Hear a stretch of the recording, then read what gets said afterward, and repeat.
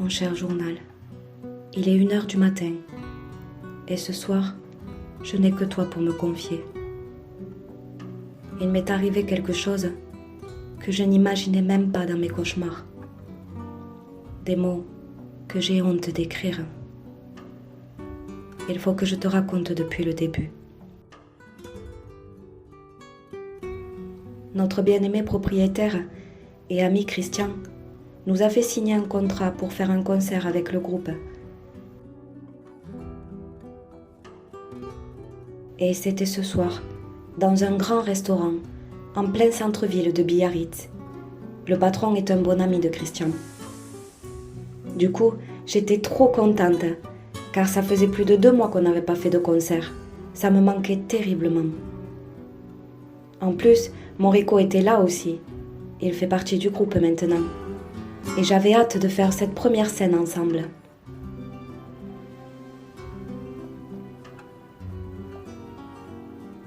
Et puis surtout, c'était un restaurant très réputé pour sa gastronomie.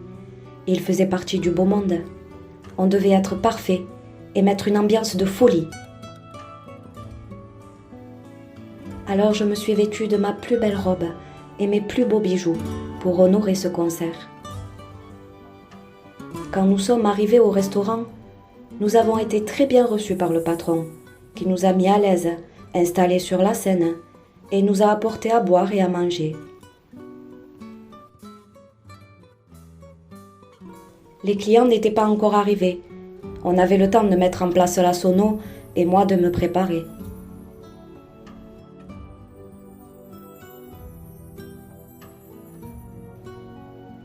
Puis les clients ont commencé à s'installer aux tables. Et là, chacun nous a dévisagés d'un regard méprisant. Le patron n'avait pas annoncé notre concert. Il n'avait pas besoin de pub, car tous les week-ends, son resto était plein. Puis il voulait faire une surprise à sa clientèle, car il n'avait jamais donné ce genre de concert. D'habitude, c'était du classique ou de la variété. Alors j'ai commencé à me sentir très mal à l'aise. Mon cœur battait si fort, j'avais un mauvais pressentiment. Avec papa et le reste du groupe, on se regardait gênés de cette situation. Alors j'ai fermé les yeux et j'ai prié silencieusement pour que tout se passe bien.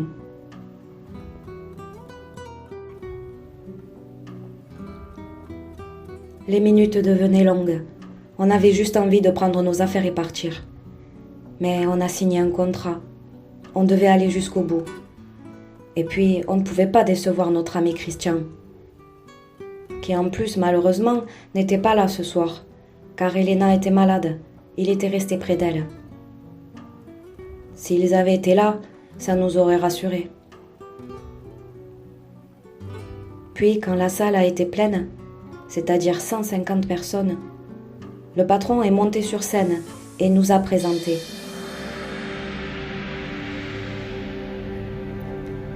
Mesdames et messieurs, je vous présente pour la première fois ce soir dans mon restaurant un groupe extraordinaire qui vont nous transporter avec eux dans leur univers du voyage, de la Camargue et du flamenco. Voici pour vous ce soir, mesdames et messieurs, pour votre plus grand plaisir, le groupe Los Chicos! Mais malgré son enthousiasme, les gens restaient froids et ont à peine applaudi, juste parce qu'il avait parlé. Le patron s'est approché de nous et nous a dit « Et ne vous inquiétez pas les amis, ils sont un peu froids au début, mais si vous mettez l'ambiance, ils vont vous adorer. Allez, mettez le feu les amis !» Alors sur ces mots, mon père a commencé à jouer une chanson tranquille pour commencer la soirée. Une chanson des Gypsy Kings.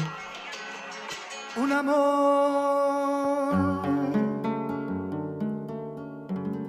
un amor vivir,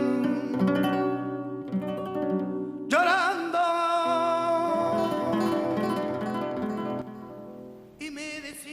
Suivi de quelques-unes dans le même thème. Les regards des gens étaient furtifs. Ils discutaient manger leur repas et parler entre eux. Puis papa enchaîne sur une autre des Gypsy Kings, mais cette fois une rumba, vamos a bailar. Et là papa m'appelle.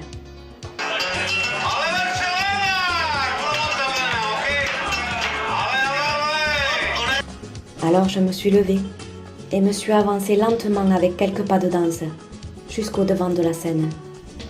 Et là, plus rien n'avait d'importance, ni les regards hautains, ni les chuchotements entre les oreilles, ni les sourires amusés et mesquins. Ma musique, c'est mon sang, c'est mes racines, c'est mon voyage. Et quand elle me prend dans les entrailles, c'est tout mon être qui est transporté. Et ce soir, plus que jamais, j'avais envie de montrer à tous ces gens qu'on était capable de les transporter aussi. Et puis, je sentais le regard fier et passionné de mon Rico, ce qui me rassurait. Quand le refrain est arrivé, j'étais à fleur de peau et je commençais à sentir l'attention de mon public.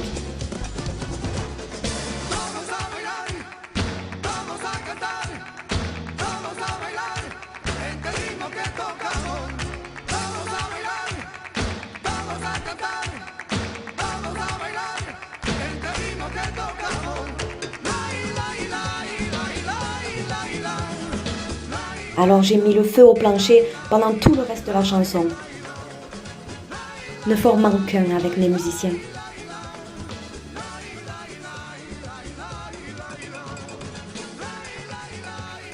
Dernier coup de guitare, je finis par une pause flamenca.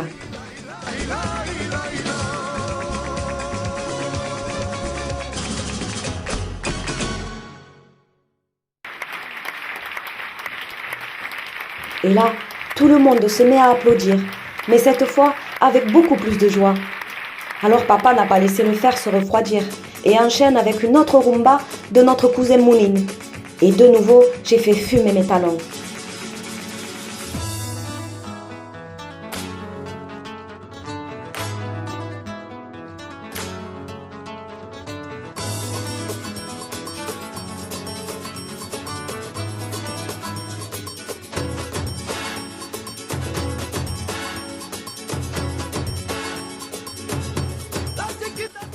Au fil de la soirée, les gens se sont levés, ont commencé à danser, à chanter et à s'amuser comme s'ils ne s'étaient jamais amusés auparavant.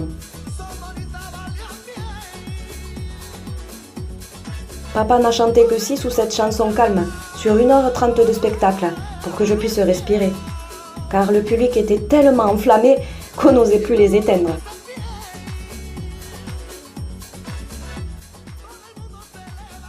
Le spectacle se termine. Je suis complètement essoufflée. Les musiciens me rejoignent sur le devant de la scène et on salue le public.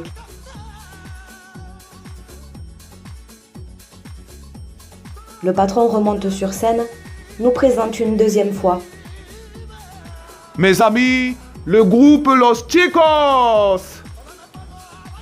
Et là, un tonnerre d'applaudissements résonne dans toute la salle, tellement fort que ça résonnait même dans mon corps. Puis mon père prend le micro et me présente à la foule. Et voici notre danseuse, c'est Lena!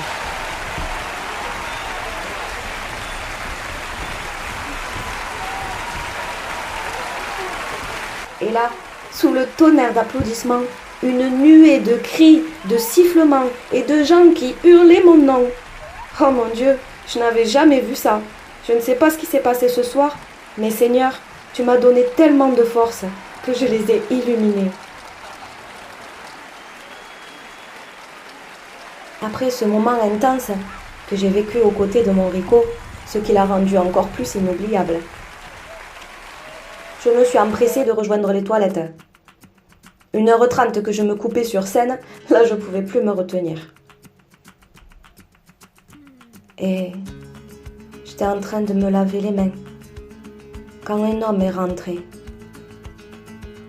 Un homme grand et très costaud. Et quand j'ai vu son reflet dans le miroir, soudain j'ai senti comme un froid glacial qui traversait tout mon corps. un sentiment d'insécurité qui m'a donné des frissons. Alors j'ai voulu tout de suite sortir, mais l'homme m'a barré la route. Et il m'a dit: Bonsoir, belle danseuse gitane. Je voulais te dire, tu es vraiment magnifique avec cette robe rouge. Merci, mais laissez-moi passer, s'il vous plaît. Mon père m'attend. Non, tu restes ici. Reste un peu avec moi, d'accord? Ton père peut attendre. Alors j'ai essayé de forcer un passage, mais là il m'a brutalement plaqué contre le mur. Ça m'a presque assommé. J'ai voulu crier, mais il a appuyé sa main sur ma bouche et il a grogné ses mots dans mon oreille, avec sa voix grave qui puait l'alcool. Allez, ma petite gitane, pour une fois que t'as pas à faire de la vermine, tu vas pas te faire désirer, non? Allez, sois gentil, laisse-toi faire. Tout le poids de son corps me serrait contre le mur. Sa main gauche appuyée sur ma bouche, je pouvais à peine respirer. Et de sa main droite, il a commencé à me toucher partout, avec sa respiration alcoolisée qui me ronflait dans mes oreilles comme celui d'un porc. Puis il a levé ma robe. Non, Seigneur, je t'en prie, pas ça. Je t'en supplie, Seigneur, ma pureté, mon Dieu. Aide-moi, je t'en supplie. Mon visage était inondé de larmes. Et j'essayais de crier de toutes mes forces, mais il m'en empêchait. J'étais au bout de ma vie. Seigneur, sauve-moi, je t'en prie.